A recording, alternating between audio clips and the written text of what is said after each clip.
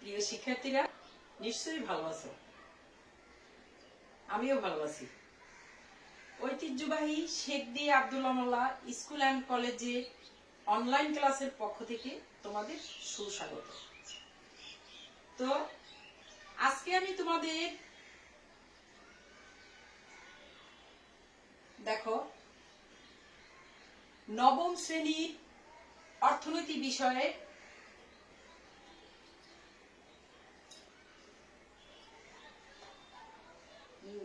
নবম অধ্যায়ে বাংলাদেশের গুরুত্বপূর্ণ অর্থনৈতিক প্রসঙ্গ নিয়ে আলোচনা করব। দেখো, আমি আবারও বলছি, বাংলাদেশের গুরুত্বপূর্ণ অর্থনৈতিক প্রসঙ্গ নিয়ে আলোচনা করব। দেখো, আজকে আমি এখানে এগুলি নিয়ে তোমাদের সাথে আলাপ করব, বর্ণনা করব, একটা একটা করে বর্ণনা করব। তোমরা মনোযোগ সহকারে শুনবে এবং খেয়াল করবে। আচ্ছা দেখো, তাহলে আমি বলি। 1 নম্বরে হচ্ছে অর্থনৈতিক প্রবৃদ্ধি। 2 নম্বরে দেখো অর্থনৈতিক উন্নয়ন। 3 নম্বরে দেখো উন্নত, অনুন্নত ও উন্নয়নশীল দেশ। 4 দেখো উন্নত দেশের বৈশিষ্ট্য এবং অনুন্নত দেশের বৈশিষ্ট্য। এই যে এটা নিয়ে আমরা আজকে নবম অধ্যায়ের এইটা নিয়ে তোমাদের সাথে আলোচনা করব। দেখো, তাহলে প্রথমেই আমরা দেখি, এখানে আছে অর্থনৈতিক প্রবৃদ্ধি। তাহলে অর্থনৈতিক প্রবৃদ্ধি কি? এখানে দেখো সংজ্ঞা আকারে দেওয়া আছে। কোন নির্দিষ্ট সময়ে কোন দেশে উৎপাদিত দ্রব্য ও সেবার বাজার মূল্যের সমষ্টি বৃদ্ধির হারকে অর্থনৈতিক প্রবৃদ্ধি বলা হয়। আমি আবারও বলি, দেখো, কোন নির্দিষ্ট সময়ে কোন দেশে উৎপাদিত দ্রব্য ও সেবার বাজার মূল্যের সমষ্টির বৃদ্ধির হারকে অর্থনৈতিক প্রবৃদ্ধি বলা হয়। একটা নির্দিষ্ট সময় একটি দেশের মধ্যে উৎপাদিত দ্রব্য এবং সেবার সমষ্টিকে কি বলা হয়? অর্থনৈতিক প্রবৃদ্ধি। দেখো, জিডিপি এর বৃদ্ধির হারকে অর্থনৈতিক প্রবৃদ্ধিও বলে।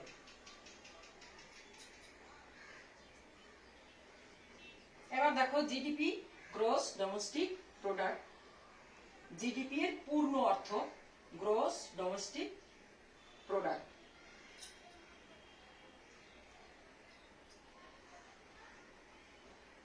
দেখো, এখানে আছে অর্থনৈতিক উন্নয়ন।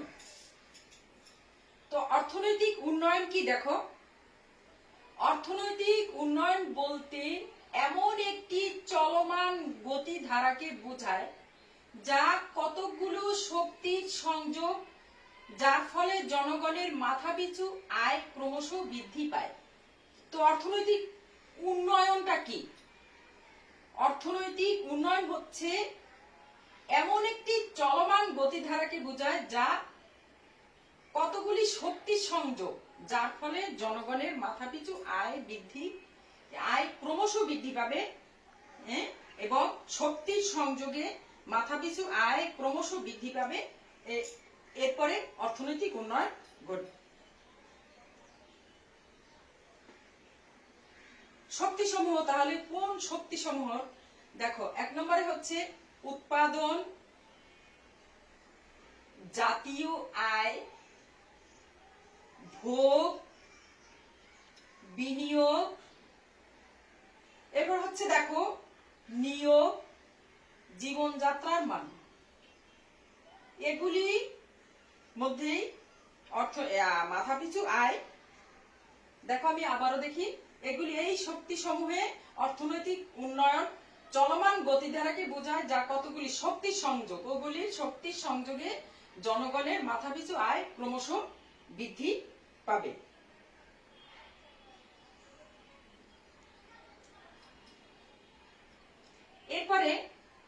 আমি আগেই বলেছি আজকে তাহলে অর্থনৈতিক প্রবৃদ্ধি গেল, এরপরে আমরা দেখব উন্নত দেশ। উন্নত দেশ কি? দেখো, যেসব দেশে অর্থনৈতিক উন্নয়ন ঘটেছে এবং এই উন্নয়ন দীর্ঘমেয়াদী অব্যাহত আছে এমন দেশকে উন্নত দেশ বলা হয়। আমি আবারও বলি, দেখো, উন্নত দেশ কি? যেসব দেশে অর্থনৈতিক উন্নয়ন ঘটেছে এবং এই উন্নয়ন দীর্ঘমেয়াদী অব্যাহত আছে। উন্নয়ন ঘটেছে, উন্নত দেশ হচ্ছে উন্নয়ন ঘটেছে এবং উন্নয়ন অব্যাহত থাকবে, অব্যাহত আছে। এটা যে দেশে আছে সে দেশটাই হচ্ছে উন্নত দেশ। তাহলে উন্নত দেশ হচ্ছে কোথায়? কোন কোন দেশকে আমরা উন্নত দেশ বলতে, উন্নত দেশ কোন কোন দেশ?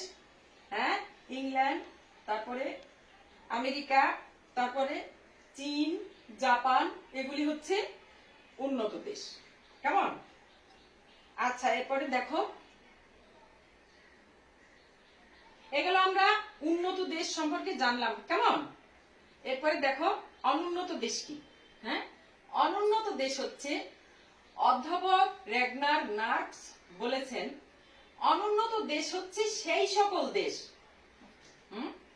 অনুন্নত দেশ হচ্ছে সেই সকল দেশ সেগুলোতে জনসংযোগ ও প্রাকৃতিক সম্পদের তুলনায় মূলধন বা পুঁজি কম। অনুন্নত দেশ হচ্ছে মূলধনও কম থাকবে, জনসংযোগ ও প্রাকৃতিক সম্পদের তুলনায় কি থাকবে? মূলধন ও পুঁজি কম থাকবে। এসব দেশকে আমরা কি বুঝবো? অনুন্নত দেশ। এরপরে দেখো, তাহলে আমরা একটা পেলাম উন্নত দেশ আর একটা অনুন্নত দেশ। এবারে দেখো উন্নয়নশীল দেশ। হ্যাঁ, কি আছে? উন্নয়নশীল দেশ। উন্নয়নশীল দেশ হচ্ছে আস্তে আস্তে উন্নতির দিকে ধাবিত হয়, এটাই হচ্ছে উন্নয়নশীল দেশ। তো উন্নয়নশীল দেশে কি আছে সংজ্ঞা দেখো, যেসব দেশের মাথাপিছু প্রকৃত আয় উন্নত, দেশের তুলনায় কম কিন্তু উন্নয়ন সূচকগুলোর ইতিবাচক পরিবর্তন ঘটেছে, তাকে উন্নয়নশীল দেশ বলে। আমি সংজ্ঞাটা তোমাদের আবারও বলছি, দেখো, যেসব দেশের মাথাপিছু প্রকৃত আয় উন্নত, দেশের তুলনায় কম, মাথাপিছু প্রকৃত আয়টা উন্নত দেশের তুলনায় কম, উন্নয়নের সূচকগুলোর ইতিবাচক পরিবর্তন ঘটেছে, তাকে উন্নয়নশীল দেশ বলে। মাথাপিছু আয় হবে উন্নত দেশের তুলনায় কম কিন্তু আস্তে আস্তে উন্নতির দিকে ধাবিত হচ্ছে, আস্তে আস্তে উন্নতির দিকে যাচ্ছে, এটাকে আমরা উন্নয়নশীল দেশ বলতে পারি। যেমন ধরো আমাদের দেশ বাংলাদেশ, পাকিস্তান, ভারত, হ্যাঁ, এটা হচ্ছে উন্নয়নশীল দেশ। এরপরে দেখো, তাহলে আমরা উন্নত দেশের সংজ্ঞা পেলাম, হ্যাঁ, অনুন্নত দেশের সংজ্ঞা পেলাম, আর কি উন্নয়নশীল দেশের সংজ্ঞা পেলাম। কেমন? আচ্ছা, এরপরে দেখি আমরা উন্নত দেশের বৈশিষ্ট্য। তো উন্নত দেশের বৈশিষ্ট্য কি? দেখো, উন্নত দেশের বৈশিষ্ট্য হচ্ছে, এক নম্বরে দেখো ভূমি ও প্রাকৃতিক সম্পদ। উন্নত দেশের বৈশিষ্ট্য এক নম্বরে দেখো ভূমি ও প্রাকৃতিক সম্পদ। দুই নম্বরে দেখো মূলধন। তিনে দক্ষ জনশক্তি। চারে দেখো উচ্চ গড় ও আয়ুষ্কাল আর কি। এখন একটা একটা দেখো ভূমি ও প্রাকৃতিক সম্পদ। উন্নত দেশে প্রাকৃতিক সম্পদ প্রচুর এখানে, হ্যাঁ, যেমন ধরো খনিজ দ্রব্য, এসব দেশে উন্নত দেশে কিন্তু এগুলি প্রচুর, যার কারণে সেই দেশ উন্নত। মূলধনও এখানে বেশি, এদের উন্নত দেশে মূলধন বেশি থাকে, হ্যাঁ, এরপরে 3 নম্বরে দেখো দক্ষ জনশক্তি, জনশক্তি দক্ষ জনগণ, জনশক্তি দক্ষ, উচ্চ গড় ও আয়ুষ্কাল, আয়ুষ্কাল তাদের আয়ুর গড় আয়ু বেশি, তারা উন্নত ধরনের খাবার খায় যার কারণে তাদের আয়ুষ্কাল বেশি। এরপরে 5 নম্বরে দেখো কারিগরি জ্ঞান, এদের শিক্ষা হচ্ছে কারিগরি ভিত্তিক, যেমন তাদের কিছু তৈরি করা শিক্ষাই হচ্ছে পুঁথিগত শিক্ষাটা সেখানে কম থাকে, তারা হচ্ছে হাতে কলমে শিক্ষা তৈরি করে, তারা ওই যে ক্লাসে শ্রেণী ভিত্তিকই তারা একটার পর একটা তৈরি করা শেখে এবং দেখা যায় তারপর থেকে তারা অনেক কিছু তৈরি করতে পারে, আবিষ্কার করতে পারে, এটা হচ্ছে কারিগরি জ্ঞান। রাজনৈতিক স্থিতিশীলতা, 6 নম্বরে দেখো রাজনৈতিক স্থিতিশীলতা, রাজনৈতিক স্থিতিশীলতা হচ্ছে বারবার সরকার পরিবর্তন হয় না, হ্যাঁ, রাজনৈতিক স্থিতিশীলতা থাকে যার কারণে। 7 নম্বরে দেখো উন্নত পরিবহনের ব্যবস্থা, পরিবহন ব্যবস্থা ভালো, যোগাযোগ ব্যবস্থা ভালো, এক এক এক দেশের মানে তাদের যে যোগাযোগ যে ব্যবস্থা, হ্যাঁ, এগুলি খুবই ভালো, যাতায়াত ব্যবস্থা এবং পরিবহন ব্যবস্থা খুবই ভালো, উন্নত, যার কারণে দেশ উন্নত। এ গেল উন্নত দেশের বৈশিষ্ট্য। আমরা এতক্ষণে উন্নত দেশের বৈশিষ্ট্য নিয়ে আলোচনা করলাম, নিশ্চয়ই তোমরা বুঝেছো, তাই না? আচ্ছা, এবারে আমরা দেখো অনুন্নত দেশের বৈশিষ্ট্য নিয়ে আলোচনা করব। অনুন্নত দেশের বৈশিষ্ট্য হচ্ছে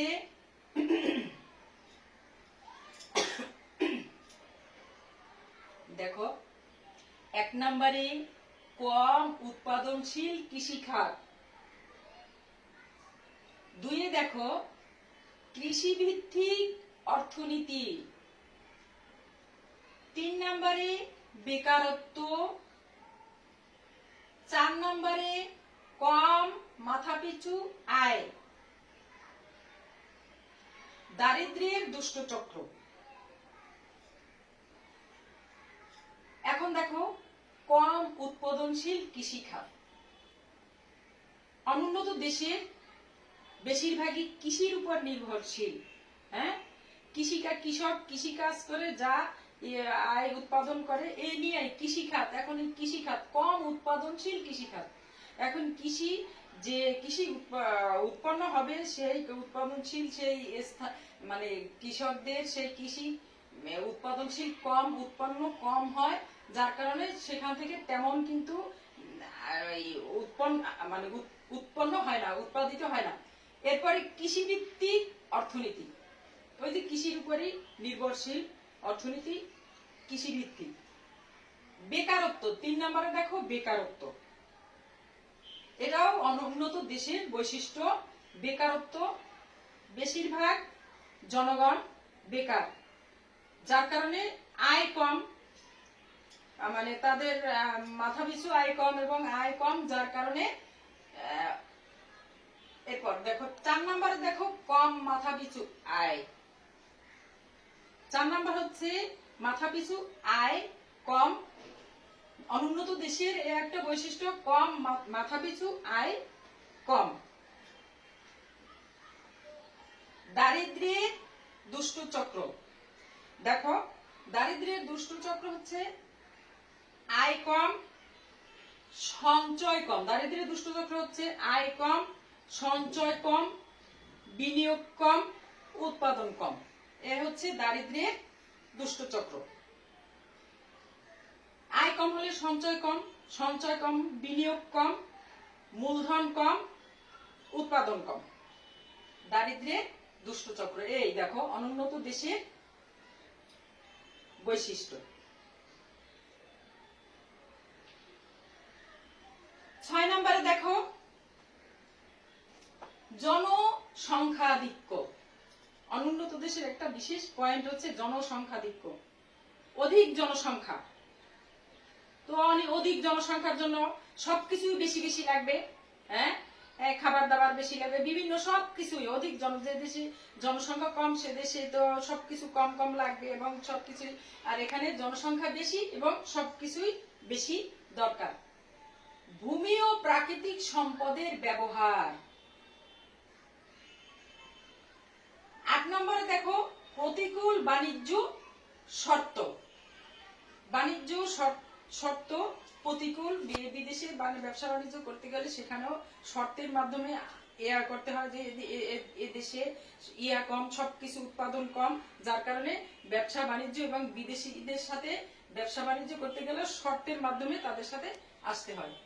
অনুন্নত যোগাযোগ ও পরিবহন ব্যবস্থা। এক দেশ থেকে অন্য দেশে, যে এক জায়গা থেকে অন্য জায়গায় মাল বা জিনিসপত্র যে নেওয়া আনা করবে, কিন্তু হচ্ছে কি অনুন্নত যোগাযোগ ব্যবস্থা, খুবই অনুন্নত। 10 নম্বরে দেখো অনুন্নত শিল্প। শিল্প কারখানা খুবই অনুন্নত। এখানে সেই উৎপাদন যে করবে তা সেই শিল্প কারখানাই অনুন্নত, সেখানে পুরনো দিনের, সেজন্য উন্নত শিল্প তেমন উন্নতি করতে পারে না। এ হচ্ছে 10টা পয়েন্ট। আচ্ছা, আমরা তাহলে তোমাদের অর্থনৈতিক, দেখো এই পাঠে আমরা তোমাদের অর্থনৈতিক প্রবৃদ্ধি নিয়ে আলোচনা করলাম, উন্নত দেশ, অনুন্নত দেশ, এবং উন্নয়নশীল দেশ। কেমন? তোমরা উন্নত দেশের বৈশিষ্ট্য এবং অনুন্নত দেশের বৈশিষ্ট্য নিয়ে আলোচনা করলাম। কেমন? তোমরা এই আমি আজকে যে আলোচনা করলাম তোমরা বাসায় ভালো করে পড়বে এবং আমি যে বাড়ির কাজ দিব তোমাদের, এই বাড়ির কাজটা তোমরা সুন্দর করে পড়বে, এবং লিখে রাখবে, লিখবে। তাহলে দেখো